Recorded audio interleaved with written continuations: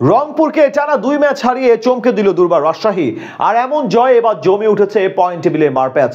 বরিশালের নিশ্চিত হলেও বাকি 2 পজিশন নিয়ে কাড়াকাড়ি শুরু হয়েছে 4 দলের মাঝে। মিরাজের খুলনা, শাকিব খানের ঢাকার পর এবার তাসকিনরাও এসে পড়েছে প্লে অফের দুয়ারে। বাদ পড়ার সংখ্যায় চিটাগং কিংস। সব মিলিয়ে পয়েন্ট টেবিলের হিসেব নিকেশ শেষে কোন 4টা দল উঠতে পারে প্লে অফে, বিস্তারিত রিপোর্টে।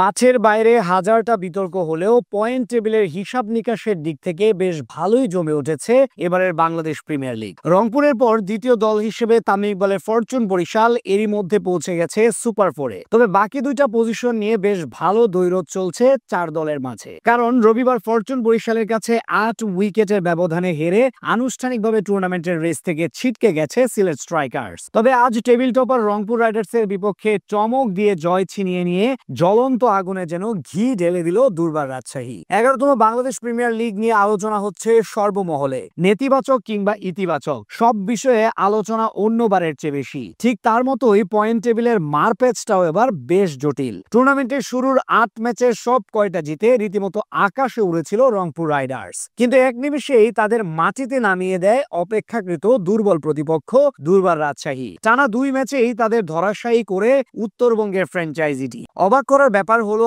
আজ বিদেশি ক্রিকেটারহীন খর্বশক্তির রাজশাহীর বিপক্ষেও জিততে পারেনি নুরুল হাসান সোহানের দল, যার সুবাদে এখনো টিকে রইল রাজশাহীর প্লে অফ খেলার সম্ভাবনা। টুর্নামেন্টে এখন পর্যন্ত সর্বোচ্চ 8 ম্যাচ জিতে 16 পয়েন্টে সবার ওপরে আছে রংপুর রাইডার্স। 2-এ থাকা ফরচুন বরিশাল জিতেছে 9 ম্যাচ থেকে 7টা, অর্থাৎ তাদের পয়েন্ট 14। এই 2 দল এখন বাকি ম্যাচগুলো হারলেও সুপার 4 খেলবে তা এক প্রকার নিশ্চিত। 3 নম্বরে আছে চিটাগাং কিংস। আসরে দলটার বাকি আছে আরো 3 ম্যাচ, সেখান থেকে 2টা জিততে হবে তাদের। আর যদি একটা জিতে তাহলেও শঙ্কায় পড়তে পারে বাকিদের সাফল্যে। এদিকে টানা 2 ম্যাচ জিতে এখন নম্বরে উঠে পড়েছে তাসকিন বিজয়দের দুর্বার রাজশাহী। নানান বিতর্কের মাঝে থাকলেও টুর্নামেন্টে প্লে অফে যাওয়ার বেশ বড় একটা সুযোগ আছে ফ্র্যাঞ্চাইজিটির কাছে। তার জন্য অবশ্য আসরে নিজেদের শেষ ম্যাচটা জিততে হবে যে কোনো মূল্যে। এদিক থেকে 4 নম্বর দল হিসেবে কোয়ালিফাই করার সুযোগটা বেশ ভালোই আছে মিরাজদের খুলনা টাইগার্সের কাছে। আসরে এখন পর্যন্ত 9 ম্যাচ খেলে 4টাতে জয়ের দেখা পেয়েছে তারা।